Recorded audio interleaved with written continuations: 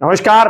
वैज्ञानिकों ने चेतावनी दी है कि पानी के लिए हिमालय की बर्फ के पिघलने पर निर्भर करोड़ों लोग इस साल पानी की भारी कमी का सामना कर सकते हैं। जानकार इसके लिए जलवायु परिवर्तन को जिम्मेदार ठहरा रहे हैं।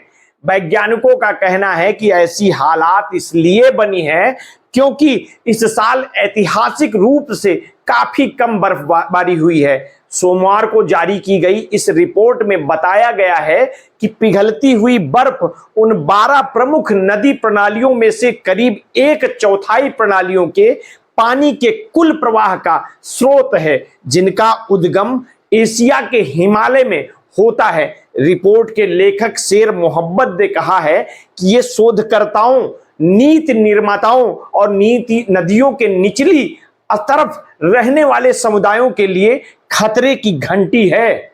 शेर मोहम्मद कहते हैं, शेर मोहम्मद नेपाल स्थित international centre for integrated mountain development में काम करते हैं। उन्होंने आगे कहा कि बर्फ के कम जमा होने और उसके स्तर के ऊपर नीचे होने से पानी की कमी का बहुत गंभीर जोखिम खड़ा हो रहा है। विशेष रूप से इस साल रिपोर्ट के मुताबिक हिमाचल की बर्फ इस इलाके में करीब 24 करोड़ लोगों के लिए पानी का एक बेहद जरूरी स्रोत है। इसके अलावा नीचे की घाटियों में रहने वाले अतिरिक्त 1.65 अरब लोगों के लिए भी यह एक आवश्यक स्रोत है।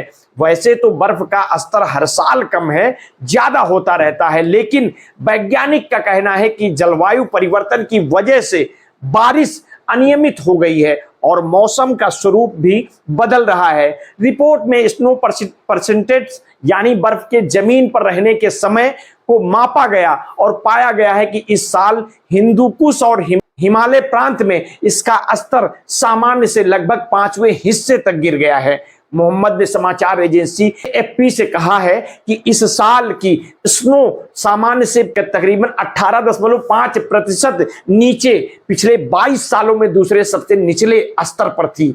यह 2018 के 19% के रिकॉर्ड निचले स्तर से भी जरा सी ज्यादा थी। नेपाल के अलावा अफगानिस्तान, बांग्लादेश, भूटान, चीन, भारत, म्यांमार और पाकिस्तान जैसे देश भी इस संस्थान के सदस्य हैं। रिपोर्ट में चेतावनी दी गई है कि ICIMOD के विचार और अनुमान पानी की धाराओं के बहाव के समय और तीव्रता में बढ़े बदलाव का संकेत दे रहे हैं।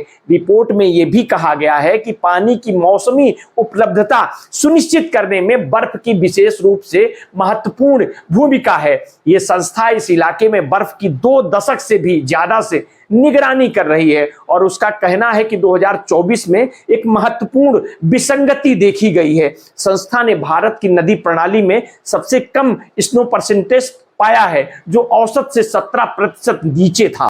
2018 में यह आंकड़ा 15% पर था, यानी ताजा स्थिति पहले से बदतर है। अफगानिस्तान की हेलमंद नदी प्रणाली में दूसरा सबसे निचला स्नो परसेंटेज का स्तर पाया गया, जो सामान्य से 32% नीचे है। सिंधु नदी प्रणाली में स्तर सामान्य से 23% नीचे और ब्रह्मपुत्र नदी प्रणाली में स्तर सामान्य से 15% नीचे पाया गया।